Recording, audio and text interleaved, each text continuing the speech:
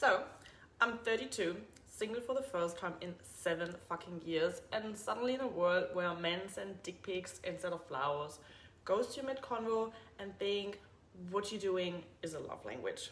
Hello everyone, and welcome to The Life of a Fanny, a podcast by a woman who didn't just survive a breakup, but now thrives telling all the messy, cringe, and hilarious shit no one warns you about when you re-enter the dating world. And no, I don't think I'm special. I don't think my dating stories are more wild or more tragic than anyone else's. But I do think they're worth telling, because chances are you've been there too. I still can't believe I'm doing this, but here we fucking go. To clear things up first, yes, my name really is Fanny. And if you've got a better title idea for this podcast, I am all ears. Call me crazy or genius. So, thanks for joining in. I am freaking excited for this. So let's get stuck into it. Now, first of all, who the fuck is this girl with the accent behind the microphone? I'm Fanny, a German quality product, raised in the country of the best cars and kitchen appliances. Safe to say, my parents did not factor in the whole moving to Australia thing when naming me. I came to Melbourne thinking I'd only stay for 6 months, and I fell in love with the city instantly. The freedom, the vibe, the space to finally be myself. Oh, and the guy I fell in love with, but we will get to him later. I'm a personal trainer, online fitness and nutrition coach, and apparently now, also a podcaster. This is the show where we talk about all the shit no one prepares you for after a breakup. Healing, dating again, that weird limbo in between, not really knowing what you want, casual fun, a new relationship, or are you just better off alone? Trust me, I've been through all these stages in the last few months, probably multiple times. The people who know me also know that I sometimes do not have a filter. I'm blunt, I overshare, I'm straightforward. And this is exactly what you will get from me on this podcast. There is no holding back. You know those moments where you think, oh my God, I really shouldn't say something? Yep, these are the moments I do actually say something. Sometimes I speak before I think, and honestly, I like it that way. If you keep tuning in, this is what you will get. No fluffy bullshit about manifesting your dream man. Here we will go through all the messy, sometimes painful, often hilarious and mind-blowing real shit us single women have to go through when entering the dating world in 2025. And I'm all here for it because, trust me, you are in for a good time. If you're in my shoes and think you're losing your mind with the men out there, let me tell you, you are not alone. We'll be covering horrendous dating stories, ghosting, the inner self-work, hookups, and all the things that come to mind right now. Now, let's back this up. I didn't just wake up one day and decided to make my dating life public. No, it took me months of experiences, self-doubt, learning curves, and girls' chats. Lots of girls' chats. Without giving too much airtime to my ex, let me give you a quick rundown. About 8 months ago, I ended my long-term relationship with my partner after 7 fucking years. I thought he was the love of my life. I mean, wouldn't you after such a long time? In the years we spent together, we went through literal hell, but we also had the most amazing moments together. I'm sure we'll get to talk about this in a separate episode. Did the relationship break me? No. Did he break me? No. Did the breakup break me? Also no. I'll be honest. I have absolutely no hard feelings towards him and I'm not here to grill him. Yes, it was painful. That's what breakups are. But things happen for a reason in life. At least that's what I believe in. It was me who called off the relationship and I should have done this a lot sooner because I know the way I did it. I hurt him a lot and I'm not proud of some of the things I said or did to him. But I can't reverse it now. We both have to move on and we both have moved on. And I reflected a lot and I have learned a lot about our relationship, about him as a partner, about me as a partner in the past and what I want in the future, and of course about me as a person, and now a single woman. So here I was, in late 2024, and after 7 freaking years, I made my way back into the dating world. Freaking exciting, but also scary at the same time. I mean, I could pretty much call myself a dating virgin, right? I'm 32, do the maths. That means I haven't been out in the wild since I was 25. Actually, before we go full steam into my dating disasters of 2025, let's rewind real quick to my life before the 7-year relationship. I have never been a big dater. My teenage years were consumed by my eating disorder, and once I hit my 20s, all I wanted was having a successful career. Finding a boyfriend wasn't really a priority. Plus, I was so far from being in tune with my body and myself, there was literally no point. And yes, I was a late bloomer. I got to a point where I felt I had to keep up to even be part of conversations in my friend groups. Long story short, my first time was something I did not agree to, and little did I know it would shape my sex life for years to come.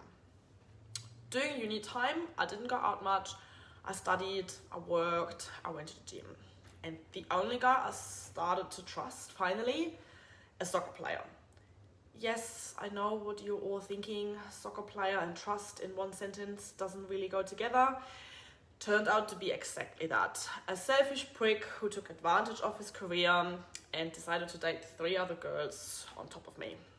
But as soon as I left snobby Munich and landed in Melbourne, where I felt I could finally be myself, this one here let loose. Being away from the normal stress, parental expectations, the pressure I put on myself, I knew I had 6 months away from all this. So why not live a little? Oh, and I can tell you, she did live. I started partying, I started getting on dating apps, I started hooking up with guys. Not necessarily all experiences I'm overly proud of, but hey, it did boost my confidence and it definitely upped my flirting game. And then one night in one of Melbourne's city nightclubs, my ex stood in front of me. And as we all know, the rest is history. Now, back to the here and now. I would consider myself good looking and I'm in decent shape. So that was one bonus point, hitting the dating world as a single woman. And to be honest, I had 0 fucking expectations on what would be waiting for me out there. Of course, the first thing we all do is download the cliche dating apps, Tinder and Hinge. The first guy I went on a date with, I met on Hinge. Nice conversations, nothing too fancy. He wasn't really my type, but I thought I should probably not go into this with the highest standards straight up, so I gave it a shot. He seemed like a decent guy. He took me to Korean barbecue. I hate Korean barbecue and I also dislike first dinner dates. But again, freshly single Fanny played nice. Until he started analyzing my ex-partner based on his Instagram profile. I should probably mention that we never exchanged our Instagram. He only had my number. Yes, fair enough, I'm easy to find with my name and my profile is public, but that's beside the point. This dude literally scrolled through months of content to find the last reel I posted with my ex. Guys, I am telling you, I post a lot of content for work, so he scrolled a lot. Anyway, good on him, Mr. Detective. Finally found what he was looking for and started going through my ex-partner's profile. He sat opposite me at the dinner table telling me about what insecurities he has, analyzing him as a person. Thanks, mate, not what I'm asking for. Keep this shit to yourself, you creep. Take a guess, I did not see him again. And he was actually quite offended when I told him a few days later that I didn't want to spend his birthday with him alone and that I was also going on a date with another guy. Wow. I thought to myself, we were off to a good start and it only got better from there. Of course, I kept my friends and my clients in the loop about all my dates, the men I met, in person or online, the text messages I received, and the behavior I got to witness.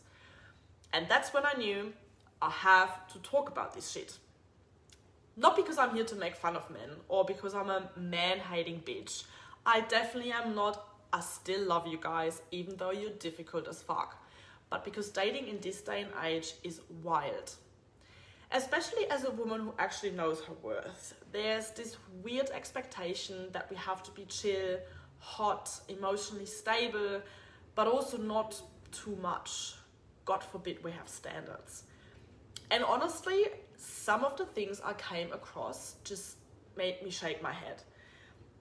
In an entertaining, fascinating, inspiring, and at times mind-blowing sense, paired with a lot of what the actual fuck moments.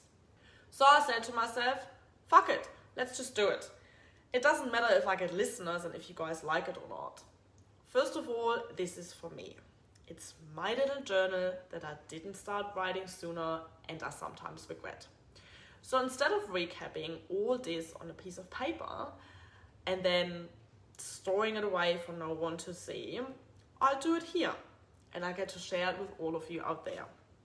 I started this podcast to show everyone that it's okay to have a voice, and maybe I can help you reclaim yours as well. This podcast is for all the girls who have cried in their car after a situationship ended, for the ones who healed in silence or still are, for the ones who got ghosted, gaslit, played with, and still showed up for themselves the next day. We are not crazy, we're just done settling for the bare minimum. But this podcast may also be for the men who decided not to be a fucking dickhead for the rest of their lives. So welcome to you too. So, if you're looking for honest convos, hard truths, big laughs, oh yes, big laughs, and some aha moments, then you're in the right place. To all the men out there listening, to all my men out there listening, don't worry, I will not call anyone out, I will not mention names. But if you happen to recognize yourself in one of my stories, it means you fucked up. You're either emotionally immature, you treated me with disrespect, you should urgently consider therapy sessions, or most likely, all of the above. If you do not recognize yourself in one of my stories, then I have to say, congratulations. I can't wait to meet you one day because I clearly have not crossed paths with you. Alright ladies, and the rest. If you made it this far, welcome to the life of a Fanny. You're officially part of the Fanny fam. Come along on the ride. A humorous, shocking, but nevertheless fascinating ride of my dating life after ending my long-term relationship. Or, how the girls would say, the moment every male on the planet has just been waiting for. In the next episode, we will take a deep dive into our beloved dating apps. You do not want to miss that. In the meantime, make sure you follow the show on Instagram, leave a review, or even better, DM me your wildest dating stories. I don't only want to share my own horror stories, I'd love to hear yours as well. See you next time, and don't forget, don't text your ex, go hit the gym or call your bestie.